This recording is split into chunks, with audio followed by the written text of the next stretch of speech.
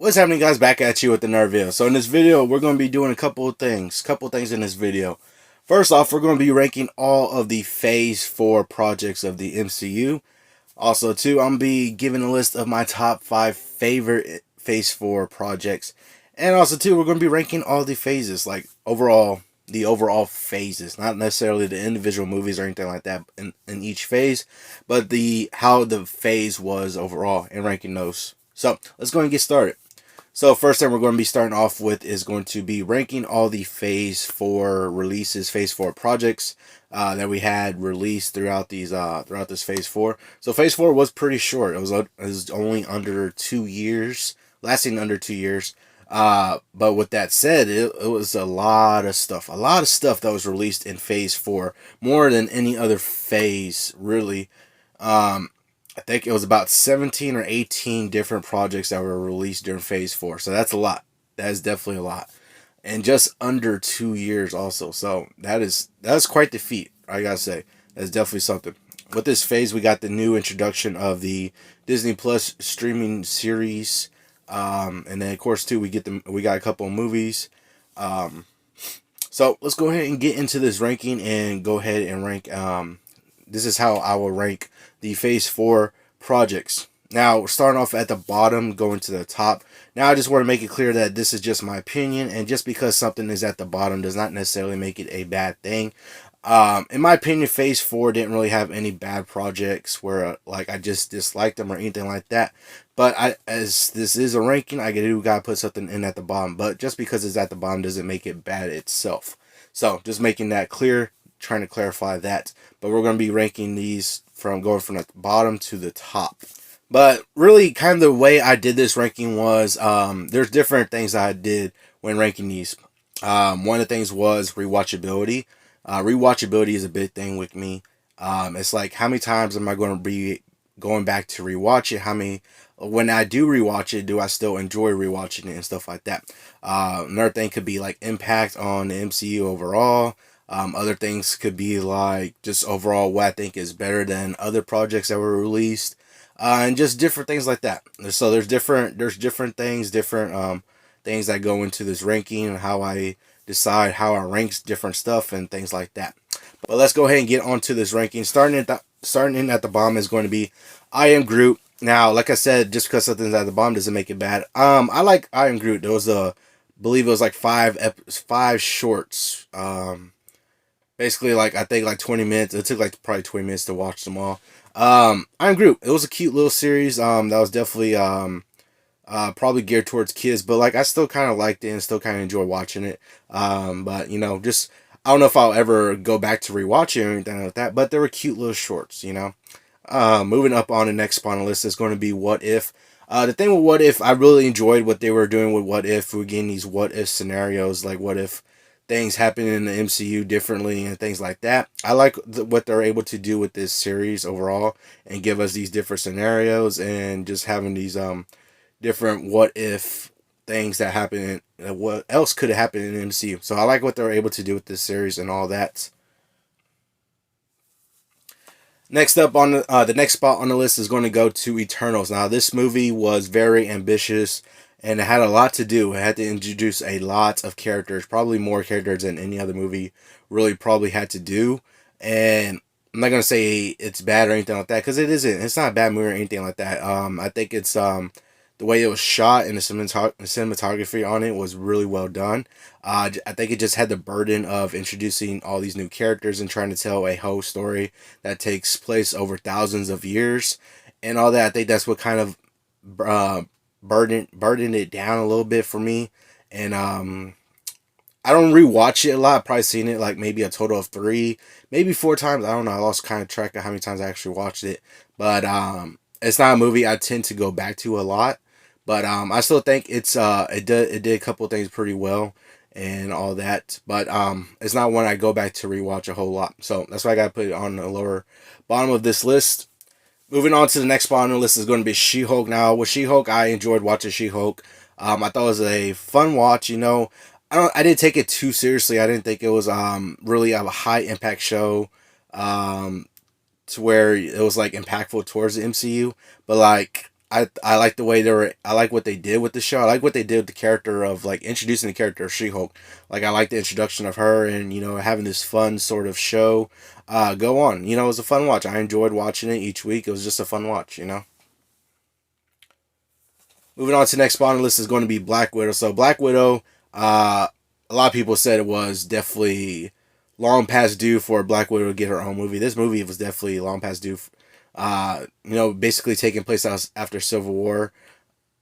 It's not a bad movie. Like I like certain things about it. I definitely like the introductions we get of like Red Guardian and Yelena and stuff like that.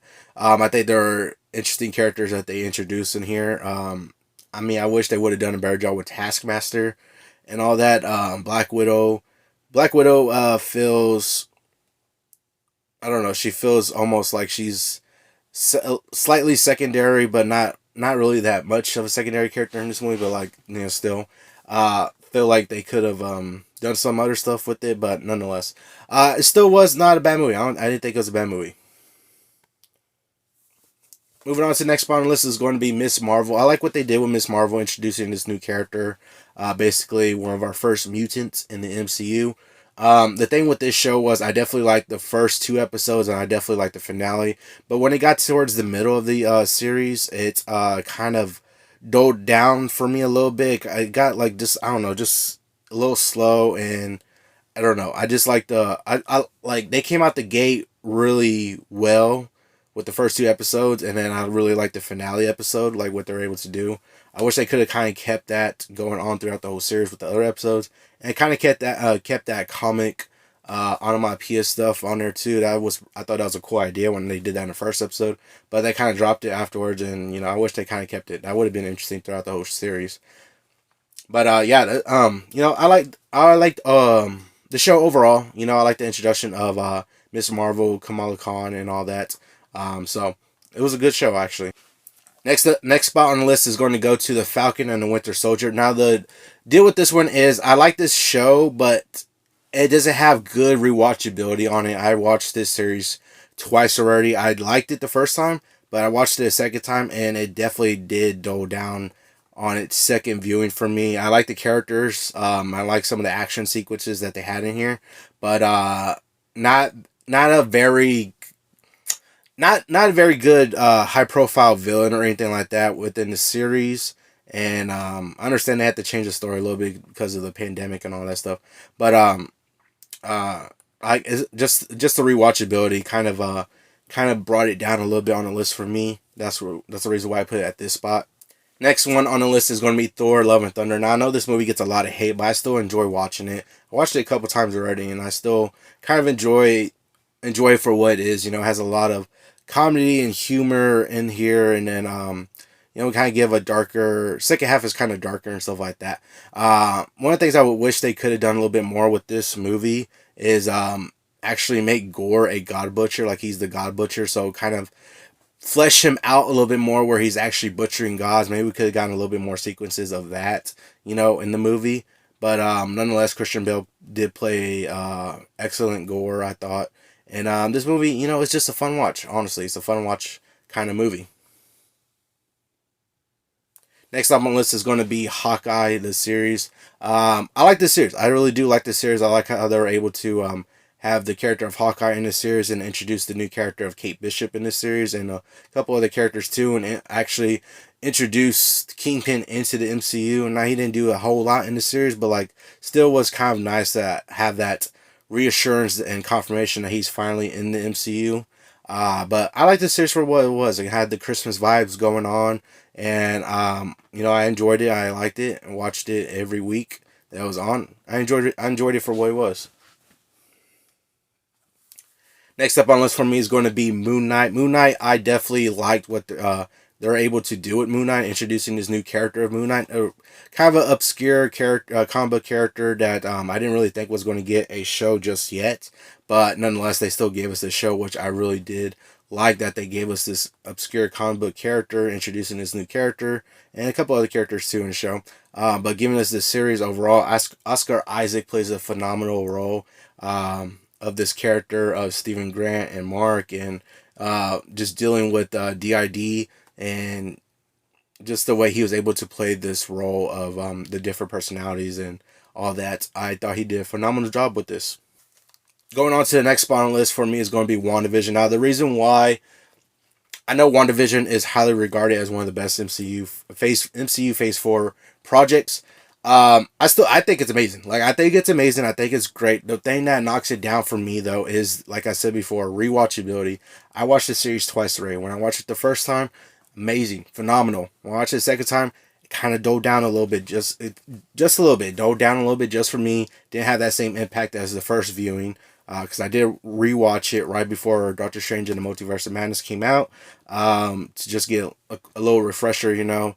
But it did slightly dull down for me on the second viewing, and that's the reason why. That's basically the main reason why it went down a little bit on my list, is just the rewatchability factor. But I still think it's an amazing show.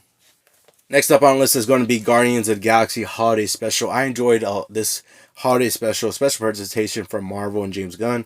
I like what they're able to do with the Guardians of the Galaxy. Anytime I see Guardians of the Galaxy on screen, it's always a fun time, and this holiday special was no exception. Had a fun time watching this, and seeing this crazy adventure with hijinks and things like that, trying to kidnap Kevin Bacon and bring him to Star Lord for as a Christmas present. It was a fun watch. I like enjoying it. I actually watched it twice already, and I still enjoy watching it, even on a second viewing. Next up on the list for me is going to be Loki. Loki, in my opinion, I think is the best series that that they put out on Disney Plus. It had a huge impact on Phase 4 in the MCU in the future, with the whole multiverse going on and stuff like that. And it has good rewatchability. I watched the series already twice already, and I still enjoyed it the same. Rewatching it the second time, I still enjoyed it as much as watching it the first time. So rewatchability is good on it, and it still has a great impact on the future of the MCU. So yeah, that's why I put it on this spot on the list. Moving on to the next spot for me is going to be Werewolf by Night, and I like what they were able to do with Werewolf by Night. A lot of excellent things. Michael Giacchino, with his directorial debut, did a phenomenal job. I think it was amazing special presentation, even though it was only under an hour long. That's my only critique against it, that it was kind of short, under an hour long. I would have enjoyed it a lot if it was a lot longer. But nonetheless, he did a phenomenal job. They did a phenomenal job with this special presentation, and I like everything they were able to do with this one. Next up on the list for me is going to be Shang-Chi and the Legend of the Ten Rings. I like how they're able to bring this movie to us with the martial arts aspect of it, and bringing in this story of the Ten Rings and Shang-Chi, introducing us to these new characters. I like a lot of things they're able to do with this movie. It's one of my favorites in here. I think they did a phenomenal job with this movie. Moving on to the next spot on the list is going to be Doctor Strange in the Multiverse of Madness. I like what they were able to do with Doctor Strange. Doctor Strange being one of my favorite MCU characters. This is one of my favorite movies that they did for Phase 4. I like what they're able to do with us, kind of sending us to another universe. If only we did get other universes. It is called the Multiverse of Madness, but we only really got like two, plus a montage of quick glances at other universes. It would have been good if we went to other universes and see how it was. But nonetheless, this was still a good movie, introducing us to new characters, and having Scarlet Witch as the so-called main villain, and having that character arc from WandaVision to this movie with her was honestly amazing. So it's definitely high up on the list for me. Moving on to the number 2 spot is going to be Black Panther: Wakanda Forever. I absolutely love this movie. I like what they were able to do with this movie, even though they were dealt a bad hand with the passing of Chadwick Boseman, and also too having to film during the pandemic. Despite having a bad hand like that, they were still able to produce a phenomenal and amazing, beautiful film. I like what they were able to do with it. It has its kinks here and there, but still, I think it was a phenomenal and amazing movie, and I highly enjoyed watching it. I've seen it more than once in theaters already, so that should tell you something, how much I like this movie. Definitely one of my favorites in the Phase 4. But moving on to the number 1 spot is going to be Spider-Man: No Way Home. I just liked what they were able to do with this movie. Just bringing in Tobey Maguire, Andrew Garfield, But I like the way they were able to bring them where it was like fan service with a purpose and not really shoehorning them into the story, but like actually making a compelling reason to bring them into the story, and also too having their past villains come in also was awesome to see on screen. Just the overall theater experience of seeing this for opening weekend and having that crowd reaction to seeing this movie, and it's a reason why I watched it more than once in theaters, because I just highly enjoy this movie, and in my opinion, it's the best MCU Phase 4 project right now. But yeah, that's my ranking, how I would rank all the Phase 4 projects. Definitely let me know how you would rank your, how would you rank them if you would rank them. All right, so now we're going to go ahead and get into my top 5 favorite MCU Phase 4 projects. So, like I said before, there's been a lot of projects, a lot of things that came out during Phase 4, with the whole introduction of the new Disney Plus series, special presentations, and of course, we had, I think, like 7 movies come out during Phase 4. So, it was, like I said before, a bit of a short phase, just under 2 years, and we had a whole bunch of stuff that came out. So, I'm gonna go ahead and list off my top 5 favorite MCU Phase 4 projects. This is basically going to start off at the bottom to the top. So when I say favorites, this is just the ones that I like the most, the ones I probably rewatched the most. Also, so let's go ahead and start off at the bottom. Coming in at the bottom is going to be the Guardians of the Galaxy Holiday Special. I really like what they're able to do with these special presentations, and the Guardians of the Galaxy Holiday Special was no exception to that, to where we get this kind of fun, wacky, crazy adventure with the Guardians of the Galaxy, more specifically with Drax and Mantis. And I just like the crazy adventure they went on, the hijinks they had in the special presentation. James Gunn always does a great job with the Guardians of the Galaxy, and it's always fun to watch them on screen and all that. So to whenever this project was first announced for Holiday Special, I was definitely excited for it. I was definitely excited for it, and seeing how what they were going to do, with the holidays and Christmas theme kind of. I thought that was a fun and interesting idea that they would do for the Guardians of the Galaxy. I was definitely excited for that. Moving on to the next spot on the list is going to be Doctor Strange in the Multiverse of Madness.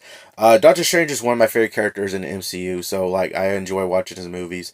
But the thing I liked about this one was that you bring in Sam Raimi and you kind of move a little bit towards the horror aspect, bringing in a little bit of a horror aspect to a MCU movie, which I definitely was interested in seeing that. So you bring in Sam Raimi, you have a great villain with Scarlet Witch, where it's kind of continuing the story of WandaVision, and I just like how she was like kind of the main villain of the whole movie, and just you get that depth in that character arc with her from WandaVision going into this movie and all that. So it just ties in so well with her character and her being kind of the main villain of the movie and stuff.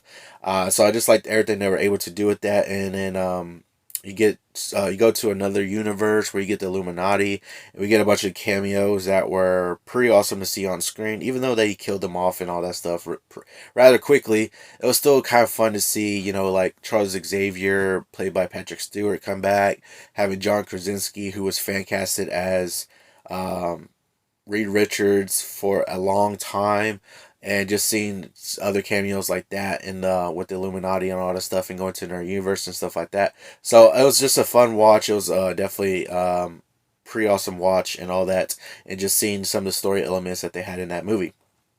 Moving on to the next spot on my list, it's going to be Werewolf by Night. I was definitely interested in when they made this announcement, whenever they made this announcement and said it was coming. I was definitely interested in seeing what they're able to do. And I think Michael Giacchino did an amazing job for his director debut, um, bringing us this story, a special presentation, which was only like under an hour long. But he did such an amazing job with it, the way that he was able to pretty much pay homage to like classic Universal monster movies that were in black and white. And he had this one in black and white, which I thought was pretty good. It was a pretty good how it was in black and white, and it just kind of pushed a sort of limit to the sort of violence that it was able to that was in the actual special presentation itself, and having this story where we're getting introduced to new characters like Werewolf by Night and Man Thing and Elsa Bloodstone. So introducing new characters too was pretty cool. Seeing that and being able to have that in this special presentation. I really liked this special presentation. I thought it was pretty awesome to have this special presentation. I definitely can't wait to see the future of Werewolf by Night with the character and the characters that we got in that special presentation. Moving on to the number 2 spot on my list is going to be Black Panther: Wakanda Forever. I absolutely love this movie. Whenever I saw it in theaters, it was amazing. I've seen it more than once in theaters, so that should tell you something. I don't typically watch movies more than once in theaters if I don't absolutely love them, and this one was no exception to that. To where I watched it more than once in theaters, and I love this movie. I like what they were able to do with it, and just the bad hand that it was dealt with, and being able to overcome that and still put out an amazing movie. I gotta hand it to them. It was an amazing movie. I liked what they were able to do with the story and the characters in there, and I just like watching it too. And I definitely can't wait to it comes on Disney Plus, or to when I actually buy the movie itself, to be able to continuously watch it at home and all that stuff. So Black Panther: Wakanda Forever puts it in at the number 2 spot. But coming in at the number 1 spot for me and still stands the test of time is going to be Spider-Man: No Way Home. Um, this movie came out pretty much a year ago now, and it still is one of the best projects in the Marvel Cinematic Universe of Phase 4. I just like the things that we're able to do with this movie, to where we get this great story and great character depth with the role of Tom Holland's Peter Parker, but also too would bring in the previous live action Spider-Man with Tobey Maguire and Andrew Garfield, and I like how they were able to bring them in where it didn't feel forced. It actually felt like it belonged, or it was a part of the story they were trying to tell, and so it was like fan service with a purpose. And I like how they were able to do that and not just like shove them in or shoehorn them in to the movie, but they were able to tell an actual interesting story, to where they were actually a part of the story, and it felt like they were a part of the story and not just shoehorn in. Amazing fan service, and then also too with the villains that we got, where we get previous Spider-Man villains with like Doc Ock and Green Goblin and others, and I thought they were great in addition to the movie. I like how they were in the movie, and Doc Ock and Green Goblin were probably my favorite villains, and just seeing them come back was such a nostalgia hit for me, and the other Spider-Man 2 was such a nostalgia hit. Having them come back was amazing. Seeing that on screen, having that experience in theaters, and especially with other fans too, where we just hearing the reaction, just experiencing that in theaters was awesome, and that's why I saw it more than once in theaters also, because it was such a great movie, and I just like watching it. I like watching it, and like as soon as it came out on home release, I bought it instantly, and just amazing. So I gotta say, Spider-Man: No Way Home is my top favorite MCU Phase 4 project. But yeah, let me know what your top 5 would be down in the comments below. But we're going to go ahead and move on to the next segment, and that's going to be ranking the phases 1 through 4. So this is going to be based on overall phases and not individual movies in the phase. Well, I mean, like I'm not ranking every single thing. That'll be take a long time. So like I said, this is overall phases, the movies inside the phases, and of course Phase 4 has shows and movies and all that stuff like that. So we're going to go ahead and start it off. This is my ranking on how to rank the phases 1 through 4. Starting off at the bottom. Just because this one's at the bottom, it doesn't make it a bad phase at all or anything like that. It's just that, with the ranking, something has to be at the bottom. And unfortunately, I had to put Phase 4 at the bottom for now, because I think the thing with this one was, I'll say, like, it had at least two top tier movies in it. It had two top tier movies in it, in my opinion. The other ones were kind of mid tier for me. The shows were it had some great shows. There were some shows that were kind of good and kind of mid tier for me. Also, I think the thing that holds this phase back is that they released so much during this phase, like more than any other phase. They put out so much stuff during this phase, And I think that's the one thing that kind of holds it back, is where you get where you don't have a whole lot of top tier stuff. You got a whole lot of mid tier stuff, but there's just the overall, they released a lot, and I think that's what holds it back just a little bit for me, to where all the things they released, there's only a couple things in here where it's kind of top tier, and the rest is like mid tier to lower tier. So I think that's just the bad hand that it was that well, not bad hand that was dealt. It's just the overall thing where it's like they released so much, so that's what kind of holds this phase back for me. Moving on to the next one on the list is going to be Phase One. Phase One is probably the shortest. Yeah, I think Phase One is basically the shortest phase. Well, not the shortest phase. Yeah, it's the shortest phase. Like I meant as far as releases. Like they released only, was it 5 or 6 movies or something like that. That they released for this phase, so it's like really the shortest phase as far as releases goes. And in my opinion, there's 2 top tier movies in this phase, and the rest are mid tier phase, mid tier. You know what I'm saying? Like the other releases are mid tier. So I got to put it at this spot for now. Moving on to the next spot on the list is going to be Phase Two. Phase Two had at least 2 top tier movies for me, I think, and the rest were mid tier, and then there's a couple bottom tier movies for me. So this one is kind of a mixed bag where it has like movies all over the place, where top tier to the middle tier to the lower tier. So that's kind of about the reason why I put it at this spot on the list.